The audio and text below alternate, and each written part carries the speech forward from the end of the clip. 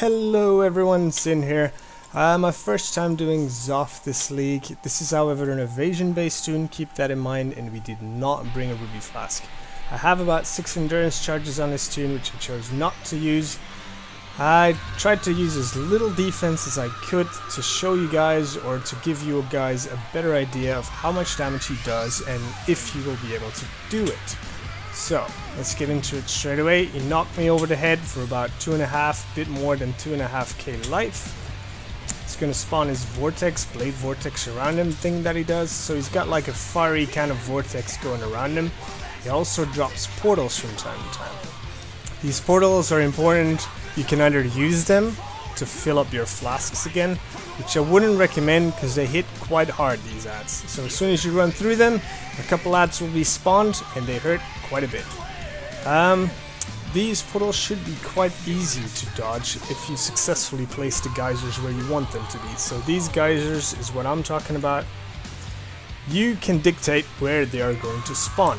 So you'll see me get better at that as we go through this clip. So the first few are in the middle, which were terrible. That was me trying to see, can I take the damage? Do I have to fear this guy? Do I have to kite him? Which wasn't the case. Now the only defense I'm using right now, again, is evasion, and the Slayer Leech is what's keeping me alive at this point, okay? So then, back to the geysers. So I'm saying, how do they spawn? How do they work? I'm not 100% sure yet. At this point I'm thinking, okay, so they seem to lock on your target. So I'm saying, when do they lock on your target? He's going to walk back and I'm going to walk to the edge to see if that works, which it did not. They're kind of at the edge but not close enough, not where I want them.